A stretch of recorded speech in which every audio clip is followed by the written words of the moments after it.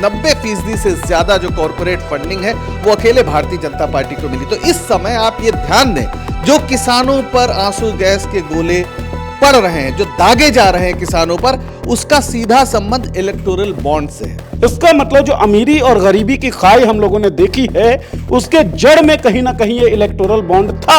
उसके जड़ में कहीं ना कहीं कॉर्पोरेट और बिजनेस घराने से मिलने वाला चंदा था, जिसके बारे में कोई डिस्क्लोजर ही नहीं है। बीजेपी को जितना चंदा मिला उसमें से 80 से 90% जो चंदा है वो कॉर्पोरेट घरानों से आया हुआ है। कौन से, ये ना आपको पता है ना हमें। क्यों? क्योंकि ये बताया नहीं गया। किसान चले आ रहे हैं, लेकिन आपने 200 किलोमीटर पहले ही लगा दिया है, पूरा कील लगा दी और बैरिकेड्स लगा दिए और पूरी आर्मी, एक तरह से आर्मी, मतलब टेक्निकली आर्मी नहीं लेकिन अपनी जो ताकत है उसे आपने झोंक दिया है कि किसान दिल्ली ना आने पाए।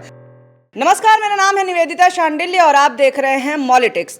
नए भारत में रिश्वत और अवैध कमीशन को चुनावी बॉन्ड कहा जाता है। ये बात 2019 में राहुल गांधी ने कही थी चुनावी बॉन्ड स्कीम के लिए, और अब 2024 में सुप्रीम कोर्ट ने भी यही बात कही है और कहा है कि चुनावी बॉन्ड स्कीम जो है वो असंवैधानिक है और जनता के हकों को मारने वाला है।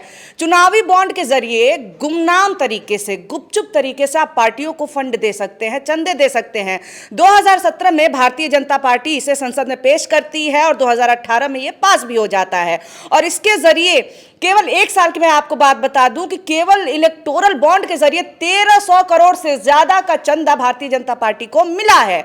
और साथ ही साथ इसमें यह भी बताया गया है कि आपको, यानी जनता को, यह जानने का हक नहीं है कि इलेक्टोरल बॉन्ड में पैसा कौन दे रहा है, कहां से आ रहा है। जनता के हकों पे यह सीधा हमला था। तो ऐसे में ये जो कोर्ट का फैसला है उससे जो चुनावी भ्रष्टाचार है, पार्टियों के भ्रष्टाचार हैं, उन पे क्या असर पड़ेगा, कुछ असर पड़ेगा भी या नहीं पड़ेगा, इन सारी बातों को लेकर के आज हम अपने न्यूज रूम में चर्चा कर रहे हैं। हमारे साथ है राघव, पंकज जी हैं, नीरज जी हैं। सबसे पहले सर मैं आपके पास आऊंगी कि एक संवैधानिक देश में एक असंवैधानिक स्कीम को असंवैधानिक बोलने में 7 साल लग जा रहे हैं कोर्ट को, ऐसे कैसे हो सकता है? मैं सबसे पहले यही क्लियर करवाना चाहती हूँ जनता के सामने। आपने बहुत ही इंपॉर्टेंट सवाल की ओर ध्यान दिलाया है, क्योंकि ये शायद पहला फैसला है सुप्रीम कोर्ट की ओर से जिसने मोदी सरकार की मंशा के खिलाफ इस तरह से एक स्टैंड लिया है। आमतौर पर अब तक ये छवि बन गई थी कि अगर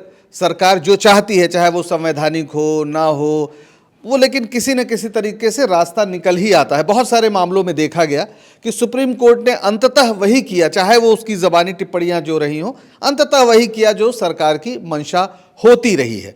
ये पहली बार है जब सरकार की ओर से उठाया गया एक बहुत महत्वपूर्ण कदम असंवैधानिक घोषित किया गया है। हालांकि इसमें इतना समय क्यों लगा, 2017 से लेकर आज तक ये एक 7 साल का जो समय गुजरा है, ये अपने आप में बड़ा गंभीर सवाल है कि इतने दिन तक आखिर एक संवैधानिक रास्ते से एक पार्टी को फंड इकट्ठा करने का जो अवसर मिला वो भी कितना एक असंवैधानिक, और उसका कितना राजनीति पे असर पड़ा होगा, क्योंकि ये संयोग नहीं है। जब ये लाया गया था तभी उसमें बेईमानी निहित थी। इसे राज्यसभा में नहीं पेश किया गया, मनी बिल के जरिए पास करा लिया गया। इस पर भी सवाल उठे थे, लेकिन अरुण जेटली तब जीवित थे और उन्होंने ही ये पूरा प्रयास किया था और एक रास्ता निकाला था कि इसको उन्होंने मनी बिल के जरिए इस संशोधन को पास करा लिया था। उसके पहले जो कॉरपोरेट कंपनियां थी वो अपने मुनाफे का, अगर मैं गलत नहीं हूं तो एक सीमित, शायद अधिकतम 7% वो दे सकती थी, उस नियम को हटा दिया गया। इसके अलावा विदेशी कंपनियों को अपने भारतीय सहयोगियों के जरिए इलेक्टोरल बॉन्ड में को खरीदने का अधिकार दे दिया गया। वो सीधे सीधे किसी पार्टी को आप पैसा देने के लिए एक विदेशी पैसा लाने का रास्ता खोल रहे थे।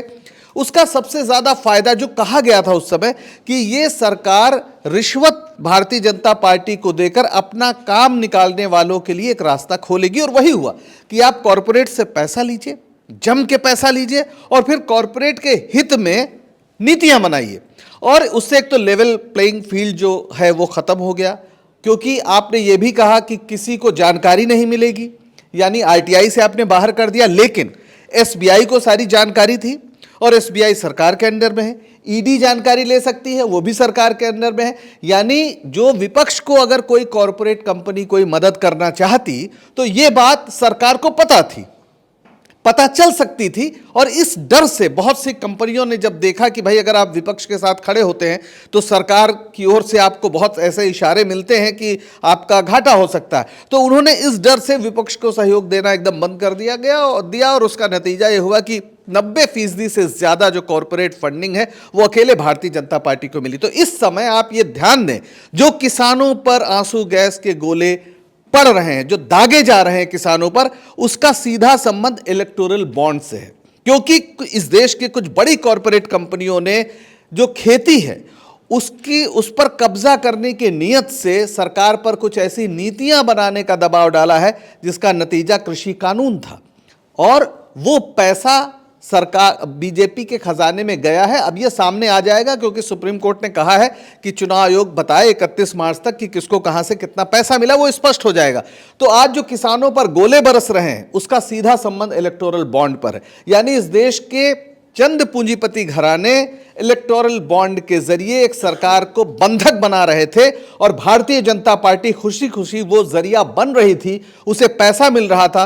नहीं, आज से 20 साल पहले जो चना चबेना खाने वाली पार्टी थी उसका इस देश के हर जिले में शानदार दफ्तर बन चुका है। इस देश में कहते हैं 60-70 साल जो भी कांग्रेस ने शासन किया, और आज उसकी पूरी जो संपत्ति है वो 1000 करोड़ भी नहीं है, और सिर्फ ये 9 साल में या 10 साल में भारतीय जनता पार्टी की जो कुल संपत्ति है वो 6000 करोड़ से भी ज्यादा हो गई। तो ये हवा में तो हुई नहीं है, ये पैसा कोई किसानों ने, गरीबों ने, मजदूरों ने, या 80 करोड़ जनता जो राशन सरकार से ले रही उसने तो दिया नहीं है। तो पैसा आया कहां से? यानी पैसा लो, राजनीति करो, और राजनीति के जरिए किसी को पैसा कमाओ। पैसे से सत्ता और सत्ता से पैसा, ये भारतीय लोकतंत्र को पूरी तरीके से बंधक बना लेने, पूंजी का बंधक बना लेने और उसे भ्रष्ट करने का एक अभियान था, जिसे आज सुप्रीम कोर्ट ने रोका है, और इस लिहाज से लोकतंत्र के लिए एक शुभ सूचना है। नीरज जी, ये देखिए कि एक स्कीम है जो कि अब जाकर के अवैध या असंवैधानिक घोषित हो चुकी है, तो ऐसे में उस स्कीम से पैसे लेकर के सरकार बनाने वाली सरकार को हम क्यों ना कहें कि ये अवैध और असंवैधानिक सरकार है?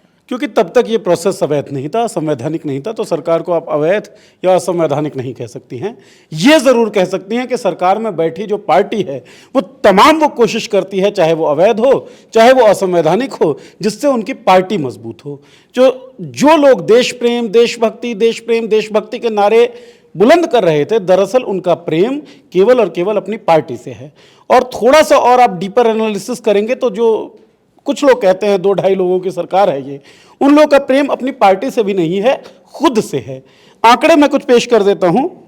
2018-19 1450 करोड़ रुपया भाजपा को डोनेशन मिला इलेक्टोरल बॉन्ड से, वहीं कांग्रेस को 383 करोड़ रुपए। 2019-20 भाजपा को 2555 करोड़, कांग्रेस को 318 करोड़। 2020-21 भाजपा को 22.38 करोड़, कांग्रेस को 10.7 करोड़, 07 करोड़। और 2021-22 भाजपा को 1032 करोड़ और कांग्रेस को 236 करोड़। इलेक्शंस कितने महंगे हो गए ये हमको पता है। कौन महंगे चुनाव लड़ सकता है? जिसके पास पैसा हो। पैसा किसके पास आ रहा है? बीजेपी के पास, जो सत्तारूढ़ है। और पैसा कहां से आ रहा है? इलेक्टोरल बॉन्ड के थ्रू। पैसा कहां से आ रहा है? कॉर्पोरेट से और बड़े बड़े बिजनेस घराने से। अब आप सरकार की नीतियां देखिए, जो 3 कृषि कानून लाए गए थे, यही तो कहा जा रहा था ना कि आप कॉर्पोरेटाइज कर देना चाहते हैं कृषि को। तमाम नीतियां बिजनेसमैन, उद्योगपतियों और पूंजीपतियों के हित में दिखती है। राफेल की फाइल जो है वो गायब हो जाती है। क्यों?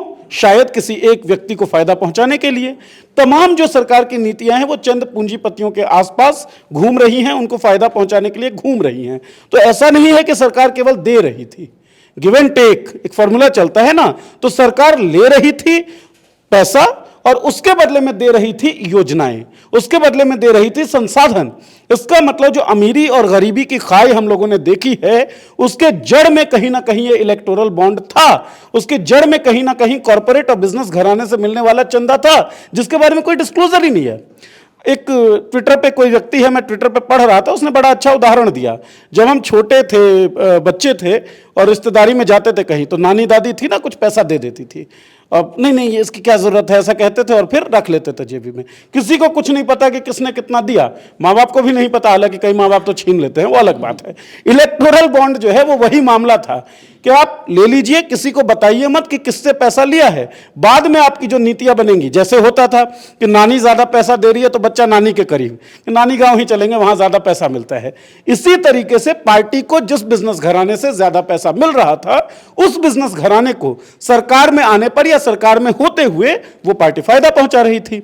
तो कॉर्पोरेट और पॉलिटिक्स का बहुत भयंकर नेक्सस जो है वो छिपा हुआ है इलेक्टोरल बॉन्ड के कारण, और बड़ा अच्छा बड़ा शुभ संकेत डॉक्टर पंकज जी ने भी कहा है, और ये बेशक बहुत शुभ संकेत है। 13 मार्च को रिवील करना होगा, डिस्क्लोज करना होगा ईसीआई को ये डाटा कि किसने किस पार्टी को कितना पैसा दिया।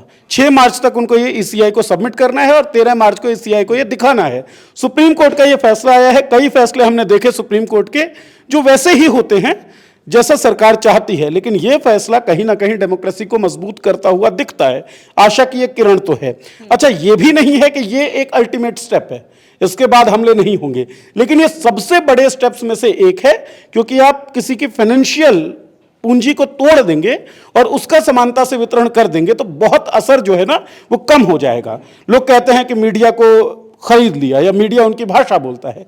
क्यों बोलता है? पैसे होंगे, संसाधन होंगे, यही सब तो तरीका होगा ना।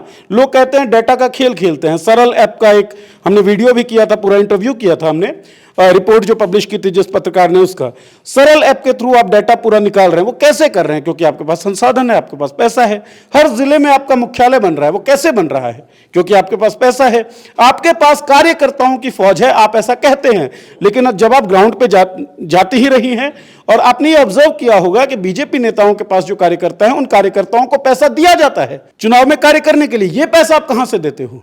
चंदे से ही देते हो। तो डिस्क्लोज तो करो भैया कि तुम लोग अगर मतलब अगर सरकार अडानी के हित में कोई योजना बना रही है या कोई योजना बना रही है जिससे अडानी को हित होता हो, तो वो अडानी का बिजनेस कौशल है या सरकार द्वारा कुछ लिया गया जिसके बदले में कुछ दिया गया, ये डिस्क्लोज होगा। ये बहुत अच्छा फैसला है, बहुत शुभ संकेत है। इस नदी की धार में ठंडी हवा आती तो है, नाव जर्जर ही सही लहरों से टकराती तो है। तो ये लहरों से टकराने जैसा एक फैसला है जो अच्छा फैसला है। राघव, एक चीज जो एक तर्क दिया जाता है भाजपा समर्थकों की तरफ से कि अगर बॉन्ड के जरिए कैसे भी ज्यादा पैसा भाजपा को इसलिए मिल रहा है क्योंकि ज्यादा जनसमर्थन है। तो अभी जो ये पूरी याचिका भी थी उसमें भी कांग्रेस के लोग थे, और अब जब फैसला आया है तो विपक्ष बहुत मुखर होकर के तारीफ कर रहा है कि सुप्रीम कोर्ट ने बहुत अच्छा किया, भाजपा की तरफ से अभी ऐसा कुछ नहीं आया है। तो ऐसे में सही बात है क्या, कांग्रेस चिढ़ रही है क्या इस बात से कि हमको जनता का समर्थन नहीं है, पैसा नहीं मिल रहा तो हम भाजपा को भी नहीं मिलने देंगे? देखिए निवेदिता, 2-3 चीज़ें ना बड़ी मतलब सतही स्तर पे बात ना करते हुए सिंपली तौर पे उसको समझना पड़ेगा कि जन समर्थन जनता का होता है, कॉरपोरेट समर्थन को आप जन समर्थन नहीं कर सकते। बीजेपी को जितना चंदा मिला उसमें से 80 से 90% जो चंदा है वो कॉरपोरेट घरानों से आया हुआ है। कौन से, ये ना आपको पता है ना हमें। क्यों? क्योंकि ये बताया नहीं गया।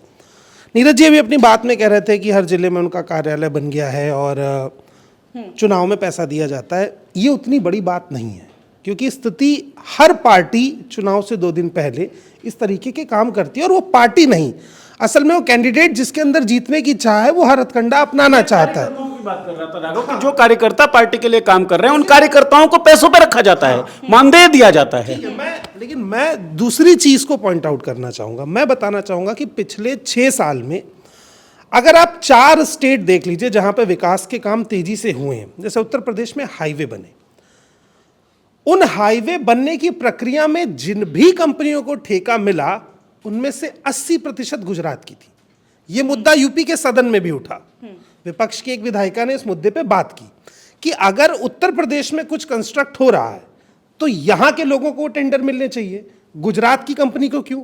गुजरात की कंपनी को इसलिए क्योंकि वो ये ठेका लेंगी और इलेक्टोरल बॉन्ड के तौर पर उसका जो कमीशन है वो एक पार्टी को चंदे के तौर पर जाएगा, और वो किसने दिया ये किसी को पता नहीं चलेगा। गुजरात में अभी 2 और बड़े प्रोजेक्ट्स लॉन्च हो रहे हैं जिसमें 1,54,000 करोड़ का इन्वेस्टमेंट है। वो है वेदांता फॉक्सकॉन प्रोजेक्ट, और 22,000 करोड़ का टाटा एयरबस प्रोजेक्ट है। ये दोनों प्रोजेक्ट गुजरात में ही क्यों लॉन्च हो रहे हैं? क्यों? क्योंकि गुजरात सरकार जो पहले थी अब उसी का एक आदमी भारत का प्रधानमंत्री बना बैठा है। गुजरात के सभी उद्योगपतियों को आप देखिए, अडानी आज से 8 साल पहले क्या थे, टॉप 500 उद्योगपतियों की लिस्ट से भी बाहर थे। और अडानी आज क्या है? ऐसे तो अडानी नहीं बन गए, क्या बनाते हैं अडानी? यह भी नहीं लोगों को पता है कि अडानी बनाते क्या हैं, किस चीज के उद्योगपति हैं। अडानी बनाते हैं तो कहीं से तो पैसा जा रहा है ना।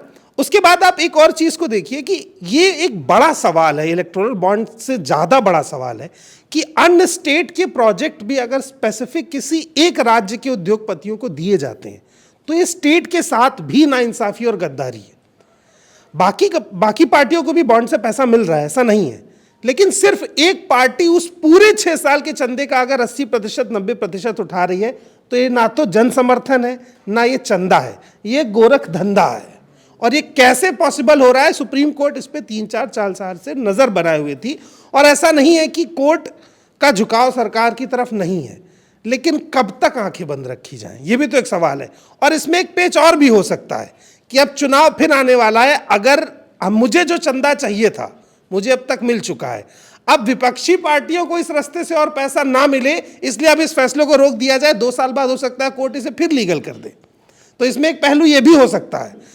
लेकिन सीधी सी बात यह है कि इसके लिए राज्य की सरकारों को भी सजग होना पड़ेगा कि हमारा उद्योगपति और हमारे यहाँ होने वाले किसी भी प्रोजेक्ट में जो कंपनियां शामिल होंगी, उनमें जो मुनाफा होगा, उनमें जो मजदूर काम करेंगे, वो अगर स्टेट के लोगों को नहीं मिल रहा है, किसी स्पेसिफिक राज्य को जा रहा है, तो बिना किसी घपले की चीज पॉसिबल नहीं है। तो देखिए, जब लोग हमसे ये कहते हैं कि आप तो हमेशा निगेटिव खबरें दिखाते हैं, तो मैं उनसे यही कहती हूँ कि खबर हम सच दिखा रहे हैं, अगर सच निगेटिव है तो उसके लिए हम क्या कर सकते हैं? ये निगेटिव खबर ही तो है ना कि भारत जैसे देश में जनता को कहा जाता है कि आपको हक नहीं है जानने का कि कहाँ से हमारे पास, हमारी पार्टियों के पास पैसा आ रहा है। और जी हाँ, केवल नियम कानून ही नहीं थे, कोर्ट में याचिका की सुनवाई के दौरान केंद्र सरकार ने कहा था कि इलेक्टोरल बॉन्ड में पैसा कहां से आ रहा है, यह जानने का हक जनता को नहीं है। अगर ऐसा है तो फिर आपको सरकार में भी बने रहने का हक नहीं है। आप इस तरह से सूचना के अधिकार को जनता के तहस नहस नहीं कर सकते हैं। और एक के बाद एक जिस तरह से खबरें आ रही हैं, चल रही हैं देश में, लगभग पिछले 1 महीने में हमने इतने अलग अलग प्रकार की खबरें देख ली हैं कि हम यही कहेंगे कि हम सच तो दिखाने की कोशिश कर रहे हैं, लेकिन सच ही निगेटिव है तो उसे आप निगेटिव ही मत लीजिए। आप ये भी कोशिश करिए जानने की कि हम जो बता रहे हैं वो कहीं और से आपको नहीं मिल रहा है। पॉजिटिव हम जबरदस्ती खबरें बता करके गोदी मीडिया का हिस्सा तो बनेंगे नहीं, इसीलिए अच्छी खबरें आपके पास भी हम ला रहे हैं। जी, एक चीज इसमें जोड़ना बहुत जरूरी है। अभी पिछले दिनों जो डेमोक्रेसी इंडेक्स आया है उसमें भारत की स्थिति बहुत खराब हो गई है। लगातार इसे आंशिक लोकतंत्रों की सूची में डाला गया है। एक तरफ हम कहते हैं कि भारत जो है वो जननी है, लोकतंत्र की जननी है, लेकिन जो डेमोक्रेसी इंडेक्स है, अगर मैं गलत नहीं हूं तो शायद 108वें नंबर पर है भारत। तो आप सोचिए कितनी बुरी हालत है, यानी 107 देश हमसे बेहतर हैं और पिछली बार हम 100 पर थे और साल भर में ही 108 हो गए। तो हम लगातार नीचे जा रहे हैं। और जो पूरा सरकार का रवैया है कि किसान चले आ रहे हैं, लेकिन आपने 200 किलोमीटर पहले ही लगा दिया है, पूरा कील लगा दी और बैरिकेड्स लगा दिए और पूरी आर्मी, एक तरह से आर्मी, मतलब टेक्निकली आर्मी नहीं लेकिन अपनी जो ताकत है उसे आपने झोंक दिया है कि किसान दिल्ली ना आने पाए। भारत का हर नागरिक देश में कहीं भी जाने के स्वतंत्र है, तो पंजाब का किसान दिल्ली क्यों नहीं आ सकता? आज स्थिति यह है कि जो बॉर्डर है हरियाणा और पंजाब का, वहां पर जितनी मुस्तैदी है उतनी तो शायद पाकिस्तान और भारत के बॉर्डर पर भी नहीं नजर आ रही, किसानों को रोकने के लिए। क्यों? इसलिए कि किसान जिस मांग को लेकर आ रहे हैं वो इस देश के कॉरपोरेट हित के खिलाफ है। वो जो इस देश का कॉरपोरेट यहाँ का जो कृषि उपज पर, उसके विपणन पर, यानी उसकी मार्केटिंग पर पूरा कब्जा चाहता है, या कृषि कानूनों के आने के पहले ही अडानी ने जिस तरह बड़े बड़े वेयर हाउसेस बना लिए, उनका सीधा इंटरेस्ट है। तो अगर कल एमएसपी पे खरीद होगी तो फिर ये इस देश के कॉरपोरेट्स का जो ये सपना है कि हम कृषि उपज का विपणन और मार्केटिंग करें, दाम नियंत्रित करें, वो संभव नहीं हो पाएगा। इसीलिए मुसोलिनी ने एक बात कही थी कि जो फासिज्म है वो कॉरपोरेट और स्टेट का संश्रय है, यानी उनका मेल है। तो जब कॉरपोरेट और स्टेट यानी राज्य मिल जाते हैं तो फिर फासिज्म आता है। और फासिज्म में किसी को ना बोलने का अधिकार है, ना आपका नागरिक अधिकार सुरक्षित रहेगा, ना मानवाधिकार सुरक्षित रहेगा। तो आज देश में जो पूरा माहौल दिख रहा है कि जो भी सरकार के खिलाफ आवाज उठाता है उसे देशद्रोही कहा जाता है, लोग जेलों में बंद हैं, उन्हें किसी तरह की मतलब यहां तक कि उन्हें बेल तक नहीं मिल रही है, किसान आ रहे हैं तो अभी से उन्हें खालिस्तानी आप कहना शुरू कर दे रहे हैं और उन पर बल प्रयोग कर रहे हैं, आप आंसू गैस के गोले छोड़ रहे हैं, तो ये फासिज्म के ही लक्षण है। और यहीं पर आकर जो क्विड प्रो को जिसको कहा जाता है, यानी बदले में तुम मेरे लिए कुछ करो मैं तुम्हारे लिए कुछ करूं, तो कॉर्पोरेट सरकार के लिए, सरकार मतलब बीजेपी के लिए करता है और बीजेपी कॉर्पोरेट के लिए करती है, और दोनों की जो सामूहिक शक्ति है वो इस देश के किसानों, मजदूरों, नौजवानों के खिलाफ लगातार एक तरह से हमलावर है। और यही बताता है कि भारत में फांसीवाद एक हकीकत बन गया है, कम से कम सैद्धांतिक रूप से, यानी लोकतंत्र खतरे में है। आज का यह फैसला देखना है कि इस अभियान को, जो फासिस्ट अभियान है, उसको रोकने में कितना कामयाब होता है। जी बिल्कुल सर, जब ये सारी चीजें हम देखते हैं तो हमें भी सोचना पड़ता है ये मदर ऑफ डेमोक्रेसी है या फिर भारत में मर्डर ऑफ डेमोक्रेसी हो रहा है। और देखिए ये विडंबना की बात, भारत विडंबनाओं का देश बन चुका है, जहां पे सबसे जो देश लगातार भूखमरी में आगे है, जो देश गरीबी में आगे है, जहां पे गरीबी खत्म करने के नाम पे गरीबी रेखा और नीचे खिसका दी जाती है, वहां पे दुनिया का सबसे महंगा इलेक्शन होता है 2019 में। और रिपोर्ट्स आती हैं कि सबसे ज्यादा खर्चा किस काम में हुआ है? डायरेक्ट पैसे देने में, कि वोटर को पैसा दो और अपने पक्ष में वोट करवाओ। जी हां, ये भी सारी चीजें देखने को मिली। और फिर कहा जाता है वन नेशन वन इलेक्शन लाएंगे ताकि चुनाव हमारे सस्ते में निपट जाए। खर्चा कर कौन रहा है? पैसे आपको कहां से आ रहे हैं, आपको बताने में क्या दिक्कत है? और जब डिटेल्स आएंगी तो उसमें कौन से ज्यादा इंपॉर्टेंट कब भी होगा, कि टाइमिंग कौन से कॉर्पोरेट और कौन से बिजनेसमैन की कब की रही है, पैसा देने की, चंदा देने की, और बदले में उसे क्या मिलता है। तो खैर 7 साल बाद ही सही एक सरकार के द्वारा, लोकतांत्रिक चुनी हुई सरकार के द्वारा असंवैधानिक एक स्कीम आती है, 7 साल बाद ही सही उस पे कुछ तो ढंग का फैसला आया है। हालांकि विपक्ष के नेता ने 1 साल बाद ही कह दिया था कि ये तो अवैध तरीका है, लेकिन सुनता कौन है। इस समय आप देखिए पिछले कई महीनों से आप क्यों जोर से चीखते रहिए, जय श्री राम चिल्लाइए, किसानों को आतंकी खालिस्तानी कहिए और आप अपने आप देशभक्त हो जाएंगे। लेकिन खैर, अगर ये पूरी चर्चा आपको अच्छी लगी हो तो लाइक जरूर कर दें और ऐसी चर्चाएं आपके सामने आती रहें, उसके लिए हमारे चैनल को सब्सक्राइब जरूर करें।